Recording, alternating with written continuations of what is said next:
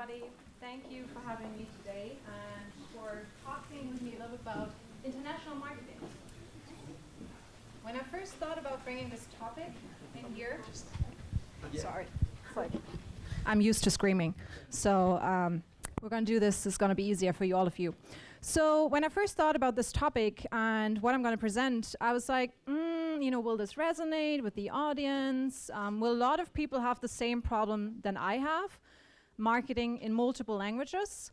Plus, we also are in a very customer-centric world nowadays, so we have to really be careful about how we market and that we're really focused on solving for our customers. My name is Inken Kuhlmann-Rhinow, and I work for HubSpot. I've been at HubSpot for 6.5 years. I started in the Dublin office in 2013, where we were 30 people in the office, so you can imagine it was very, very small.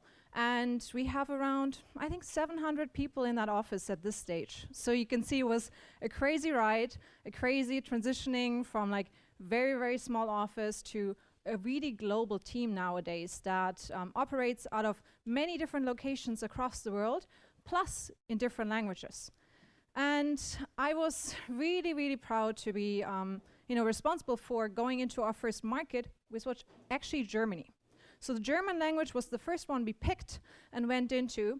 And then, the French one followed, the Spanish one followed, Japanese, we're doing Portuguese as well.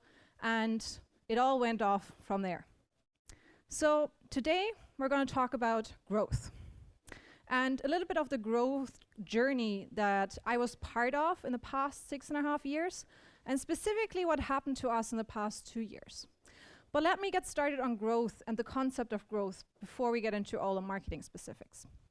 So when we're in HubSpot thinking about growing something, we like to think about it from that perspective, like what's the strategy?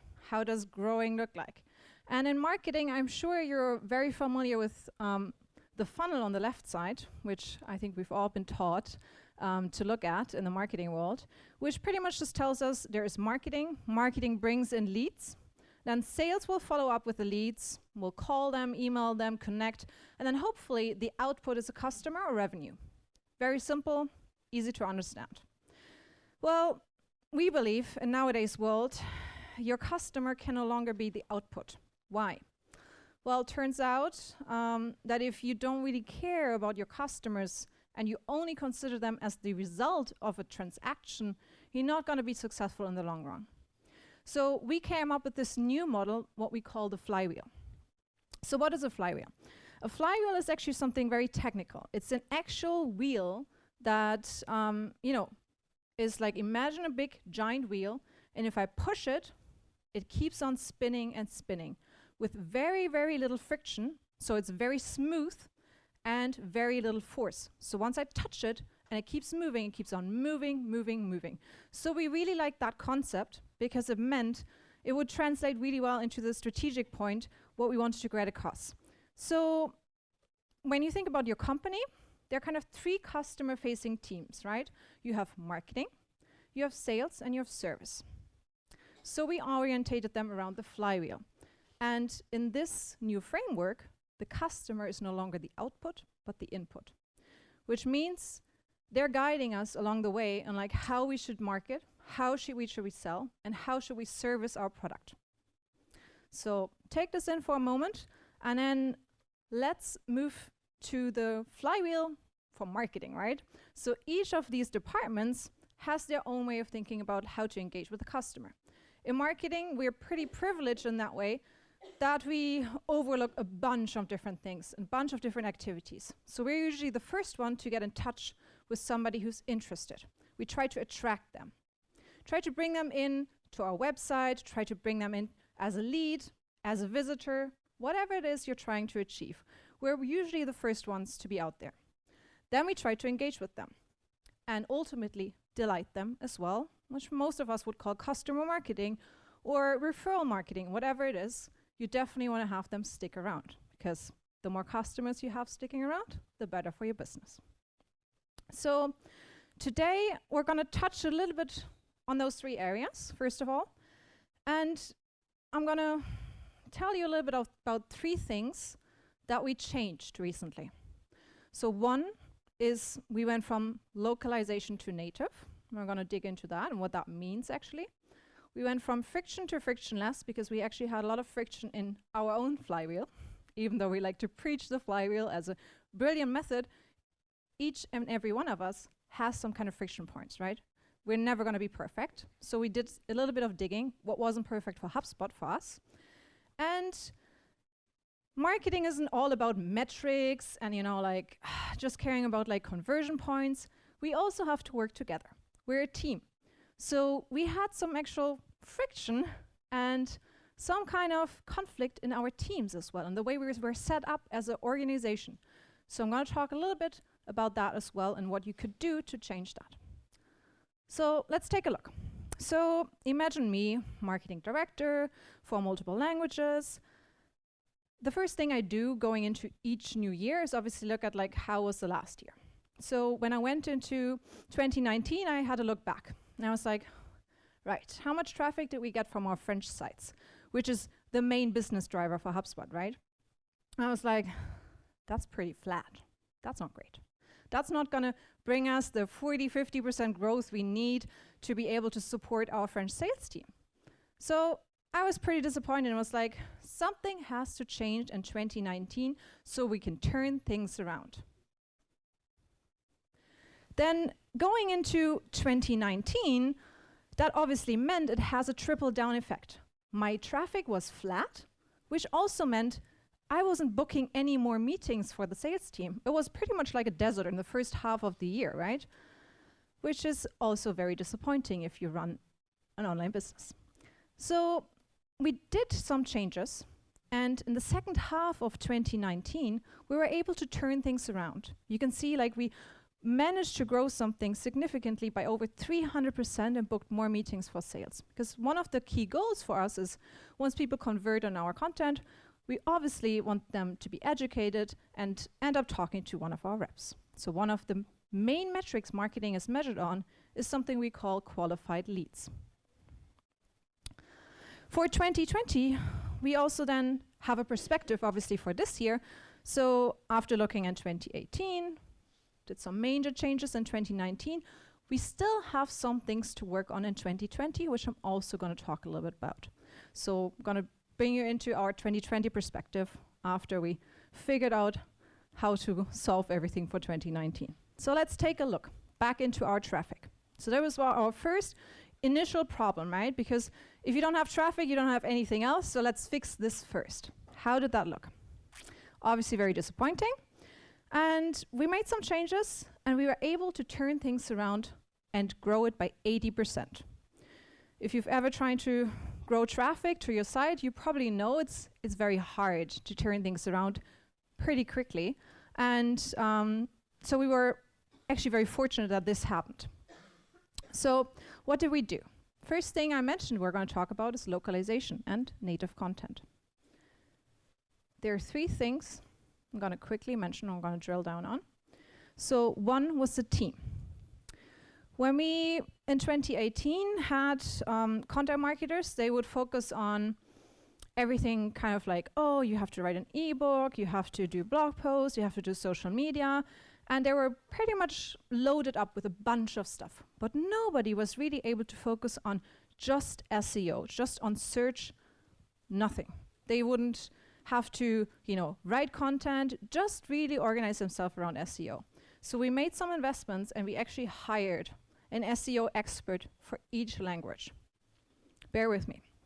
Then on top of that, what we did, we set up shared goals across teams.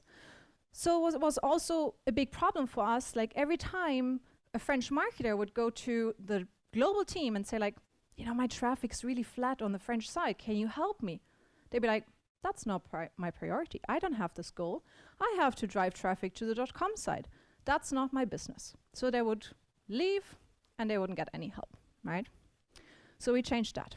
And then what we also looked into was like, okay, we had over the years pretty much localized a lot of English content. We were like, our English blog is significant. It works really well. Why would we not just duplicate the same playbook and do it in French? Right, I mean, as we could clearly see in the numbers, at some point that didn't work anymore. It stayed flat. So growth had really stopped. We were still creating content, but we wouldn't really see any results, right? And then we looked into, okay, how much are we actually spending on this native content? 0. And how much are we spending on localization? Everything. How much is one blog post costing us to be localized? And how much is one article that we could get in French, written by somebody who can actually speak the language and who could actually understand the audience? And the price was pretty much the same. We were like, okay, why are we not doing native content? Well, we got used to localizing content. It was easy. We had like a machine, you know, we had pretty much project managers set up. It was an easy process for us to follow, and we also believed that our English content was that good that we didn't need any net new content. Turns out we were wrong.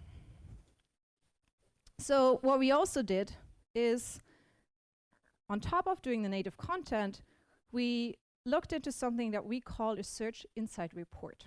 And we create this report now for every single language, also English. There's nothing different there. And then we create content from that.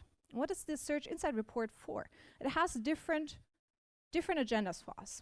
One is SEO, obviously. We want to get the keywords out there that we're really careful about. And then one is also marketing acquisition. We really want to get those content leads in. So if people search for PR template, we want them to download a PR template from our site. So we need to rank for it. And we also care about like promoting our products, obviously. On top of that, you know, communications, anything that's like inbound marketing, the methodology, the flywheel, it comes down to this kind of like what we call leadership content that we want to be known for. So you have different areas in this report. Let's take a quick look on like how a report actually looks like. So this is an actual Search Insight report. And then you can see that you have different topic clusters, right? So let's say you have the website product. You have a CMS. Then you would obviously have a cluster around designing a website, right? Or you have something else that you want to rank for that's like Facebook marketing. That would be your next topic cluster. So every quarter we design one of those reports and have our team write content specifically on French search results. So that content is different. Why is that content different? Obviously we have some content on like Facebook marketing in English. Well, it turns out the intent of the user is not always the same when they search in French than it is when they search in English. So the person might be thinking differently, might be having different keywords. I mean, sure, there is some content we are able to pretty much replicate or recycle, but I'd say like 95% of our content now is native and is French, and doesn't even cost us more money, it costs us the same. If you want to really understand how this works, I recommend just Google Search Insight Report HubSpot. You'll find a template, you find like a whole blog post about it. I really recommend anybody doing this because it just drives things around. So you can see here like actual number, like in 2019 we really started this, and you can see like how much traffic is coming from the old content, the blue bar, and how much is coming from the new content that we created with the Search Insight Report. And it's now making up already 60% of all of our traffic. That's pretty big, and also tells us that the old content is starting to rank less and less and less. And we probably also need to update that at some point, right? So part of the report is as well updating old content on top of that. Some quick examples. So this one was published on the 27th of December, right? Just a blog post about blogging, and it is already in January featured in the snippet. And you know, as a marketer, I don't have to tell you, everybody, we all want to be in a snippet feature, because that's where most of traffic goes. If people search for something, they love the snippets because it's easy to find content. So pretty significant results. And this one, for instance, we used to be in a snippet for this one. We lost it. We lost the ranking. And then we had it come up in the Search Insight Report again because it actually had lost the ranking. We're like, okay, we're going to change it. We're going to update it. And there we got the snippet again. So it also helps you with old content, you know? Both really, really, really important things. Okay, so that was search.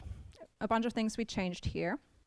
And obviously that had some investment, right? We had to hire some people for the SEO, but on the content side, we didn't really spend much more. On the automation side. So the automation side, we used to have also marketers in the team, but they overlooked a bunch of different things. They overlooked like email marketing, paid marketing, social media, and frankly, they didn't have the time to keep up with the central team and what they were rolling out. You know, in the central teams, you usually have more power, whatever your kind of core company is focused on. Is it the German market? Then the another language is usually just an add-on, and you get less attention for it, you get less resources. We all know this, right? So we asked some people like what they thought about our French emails that we were sending to users, and this came up. I was like, damn, when I looked at this, I was like, oh, that's not looking good. People hate our emails. I mean, you also saw this in the numbers. Nobody was booking any meetings with us. I'll give you a few seconds to read this. This is like also an eye test for free for some of you in the back. Right, so this was pretty much content we took from the English side, or like from anybody who was doing English email marketing, and it was translated, right? You can clearly tell, and it did not feel very French. So we were like, oh, that's awkward. We didn't like it, and like, it wasn't the fault of the email marketer in charge that was also French. It was just they didn't have the time, and also we were spinning out so many automated emails from the global team. They were like hardly keeping up with it on top of other priorities they had. So we changed this email. If you want to quickly read through that, that's short, much shorter. Right, so and even if you hadn't the chance to read it, it's very clear that it's much shorter. There's an image in there, and there's a couple things we changed. It also drove up the conversion rate by 1%. And that means a lot in terms of email marketing, right? By just changing the email, you're driving up a higher conversion rate of like almost 2%. And I think if we would do another iteration of it, we would probably get better and better and better and better. So what does that mean? Obviously, we made some changes. And you could easily see that we also referenced some data in there. And with regional data, it was easy to do for us. We have the data. We also know what French customers are using, what they're using the product for. We have all this information, but we just weren't using it. We weren't really being local and truly native.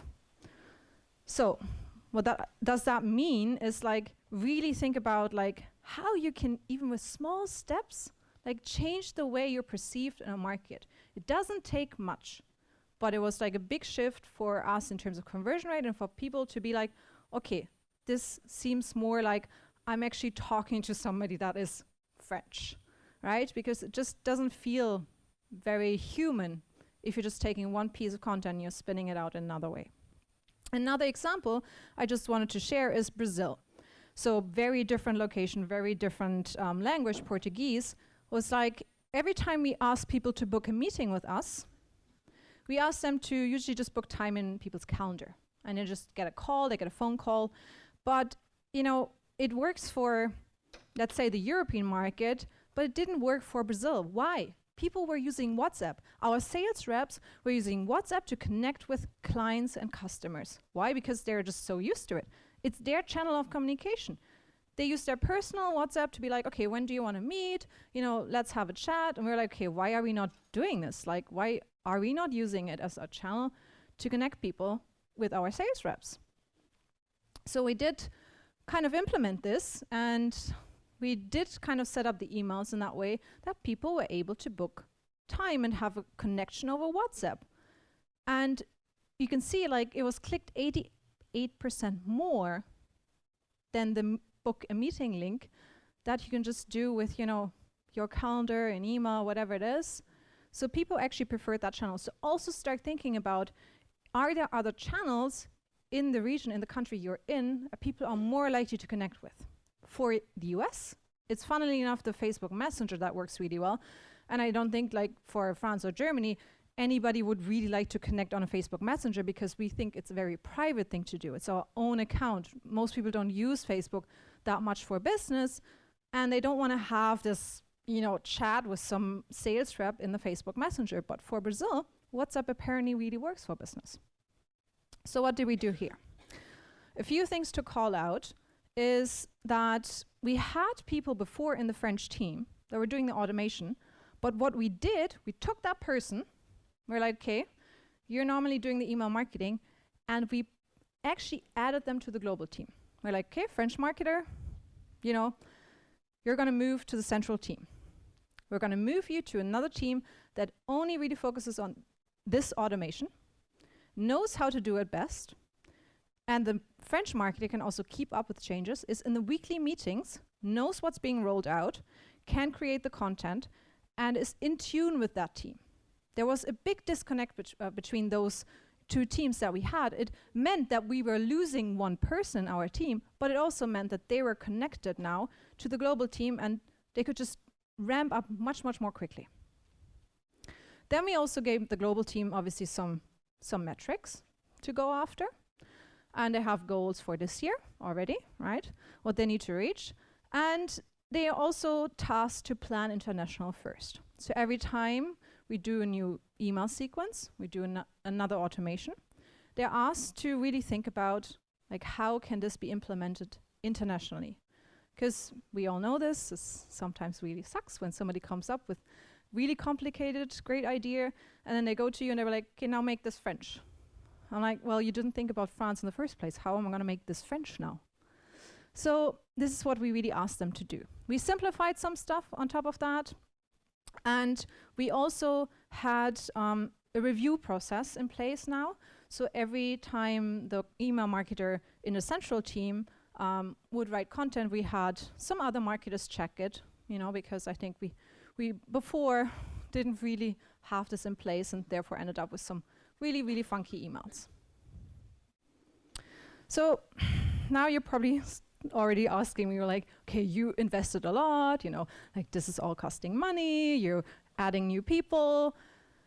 Yes, there are some investments we made, but I can tell you, like the French team right now and the German team is like 5 marketers, so it's not crazy. Like for a company with over nearly 3,500 employees, HubSpot, everybody always thinks like we're a giant team, we have so many marketers. We do have a good bit of marketers, but for the languages, we actually, I would say we're still very small. So we're gonna get to this organizational chart at the last step, but before we do, I wanna show you one more thing that I promised you we're gonna look into for 2020, right? So we pretty much solved the organic traffic problem. We pretty much solved the automation problem. And what we then also still have left is customer education. So if you've ever been involved with something like HubSpot, you probably know we care a lot about education. We create a ton of content, and we call the content usually like kind of learning and development content, and it's based in our academy. So it's like a lot of content that you can read through, like how to use the product, how to get better at SEO, and it's all in there, and it's all video content, and there's nothing there in language. It just really sucks. If you go in there, you might have like 2-3 things in German, 2-3 things in Spanish, and the rest is all English. And if you have your portal or your product set in a certain language, we don't show you the French content, so it's very messy. I don't have to tell you. So I think that was one problem we still had left. It caused a lot of friction for our customers. It was just not something we did, and like it was really causing a lot of friction for our flywheel, because if the customer is in the center and we care deeply about it, we don't educate them, yeah, it's not great, right? It's gonna cause some problems for our services people. So we had this process in place, like one certification, which is usually just one course on like how to teach you to do inbound marketing, would take 8 months to go through this localization machine. So we had like translators, external translators, they would take the content, then they would like add like subtitles to the videos, and I would come back, and like a year, I can tell you, a year went by and I didn't get any content in German out of that process. Nothing, because it was super slow. It was like not working at all. And then when the content came back, it wasn't even good quality. So what we're gonna do for this year is we're actually leveraging some people that are not in our organizational org chart, which are actually in services, who actually care deeply about their customers, plus they're actually super engaged and they just really want to help, and they're going to create some marketing content for us. They're going to be in front of the camera, they're going to help us create and solve for this problem. Because why? Well, the services team came to us and they were like, you know, I just want this in German. I want this to have this for my customers. And I was like, okay, well, why do not just create the content? We give you the time, you know, speak with your manager, speak with your VP, and you're going to be able to help us figure this out. And I said, sounds good.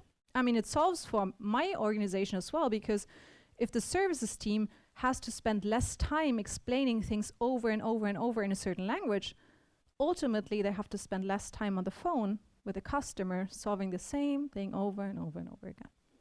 So that really worked out. Obviously, there's some technical things that we're going to improve on, you know, language filters and all that kind of stuff, which we're going to leave to techie marketers. And then I think what we also wanted to implement, what we already did with our content, is like add some regional needs. So we know in Germany, people care a lot about GDPR, and they're always like, oh, security, security, security. Is this secure? And we're like, okay, we definitely need some content on this. And this is what we're now doing for each of the languages, adding some core pieces that we know will resonate. By using the services staff, we're actually not gonna need that much more people to do it. And I think what we also started to do is like, use the localization process, not for creating the content, but like using them to speed up the process on getting the scripts done. Since it's mostly video content and localizing the scripts, that is pretty fast. This is the first thing we're going to use it for, and this is like almost automated. So this is going to help us with time. So that brings us to our last item I promised you we're going to get to, which is the conflict we had in the team. And I've seen so many people fight over stuff. You know, people always come to me and are like, I talked to the global team, they're not gonna help us, they don't have time. I, you know, sent this Jira ticket to ask if they could change the footer on the French side, and they don't have time, it's not their priority. And I get it, happens, right? And it happens for a reason, because the organization is set up in a way that people are not supposed to really focus on stuff that they're not gold on.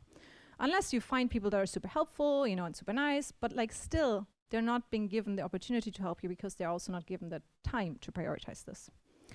So what we came up with is this model. Took us a while to figure out, because we were like, okay, how are we gonna solve this? Is actually super complex. If you ever done international marketing, I find it challenging. So we came up with this, what we call 2x2. What is a 2x2? Well, pretty much just a fancy name for this. So we have, as you can see, 4 different items here: native, localized, domain expertise, and regional expertise. So let me try to explain. For automation and SEO, we decided that this is a domain expertise. If you're an SEO person, you're pretty geeky, you know, you want to hang out with other SEOs. You also want to be able to grow your career in an SEO environment. So you might want to, you know, move up the ladder in an SEO chart, but you don't want to always be in a regional team and be bound to only doing SEO and therefore have limited career chances. Plus, it's an expertise. It's something what we say like, you know, you have to have specific knowledge. So we added the SEO people, the only add-ons we had, to that team. We tasked them with like, you're going to be responsible for growing the French traffic, you're the German traffic, you're the Spanish traffic, so with each people in that team. Same with automation. We also said that if you're in the field of email marketing and automation and you work with bots or email workflows, it can get really tricky if you're not in sync with the global team. Why? Well, turns out if the global team updates a workflow and you're 2 weeks behind, that's not going to look really well, right, for our audiences internationally. So we also moved those marketers out of our team into the domain team. So we lost a couple of people, as you can tell, right? But for us, it was really important that these people were close to the central functions. What we were left with on the regional expertise was regional marketers that, you know, would still work on content, social media, anything that we think is specific to the region and where you need to know like how to position it and how to brand it in a certain way. You connect with your audience, you're close to the sales team. So these are also the people that are very, very closely aligned with the sales team, the regional folks. And as you can see, they're on the above line here. So that means this is all mostly done natively. And then down below, we have the domain expertise localized. So here we still haven't made investments. You know, we're not there yet fully in all the areas. So let's say there's still some stuff left over to do, but for now, we're not going to put it in any of those buckets because we don't have the resources. We're still going to localize it. We're okay that this bottom corner is still causing us some friction in the organization, friction for our customers, but we're okay for now not to invest. And here on this side, we have regional teams who use localization to run something that's centrally managed. So for instance, we have a HubSpot for Startups program. Something, you know, not every region cares super deeply about, but like in France, we actually do. We have done a HubSpot for Startup Week in Paris recently, last year. And we worked with a central team on this, and we localized some of the assets. So it was an easy way to just speed up a process and for the regional marketers to get a little bit more out of the localization. So here you can see, like, I bucketed all the different items. Like, what does that mean? Like, where do all the marketers sit?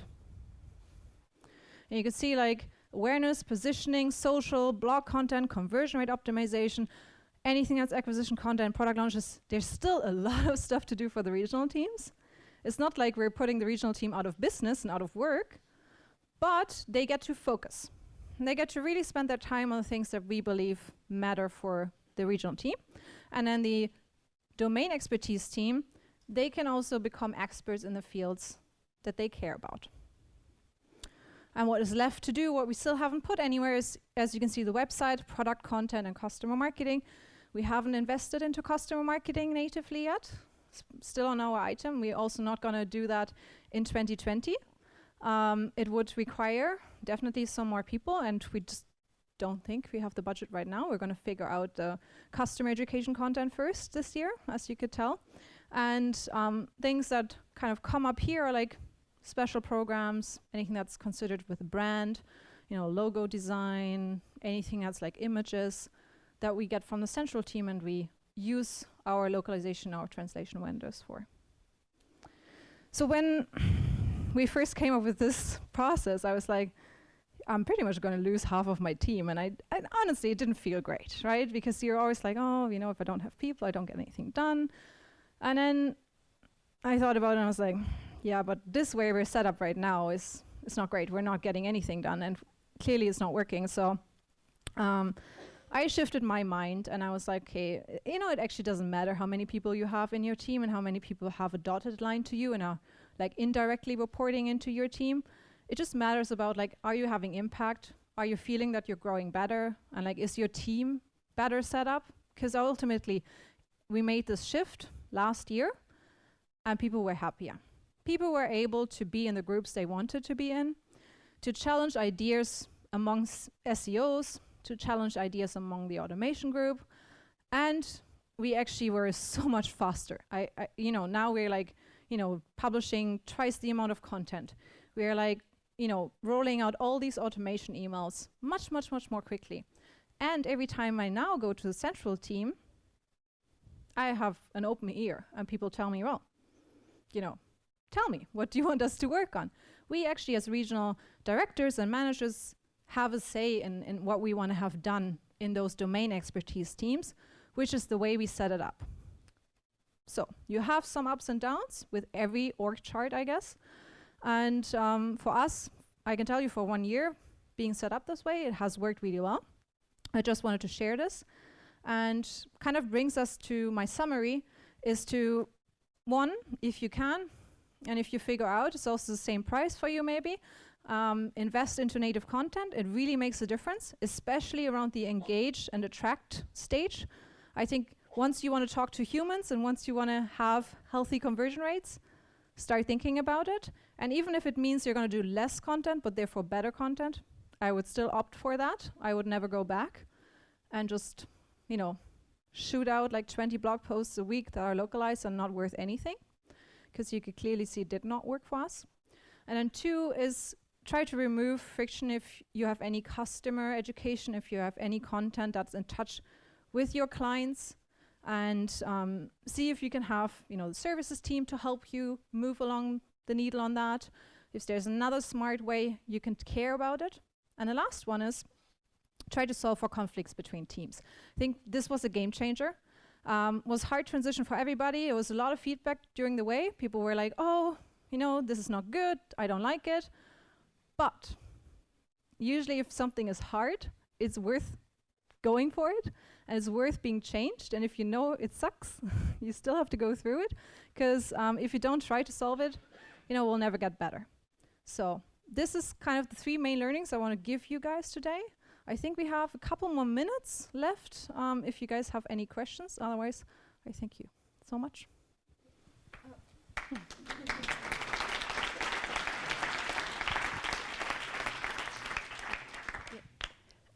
I just had a question on the first advice you have. When you say invest into native content, does it only means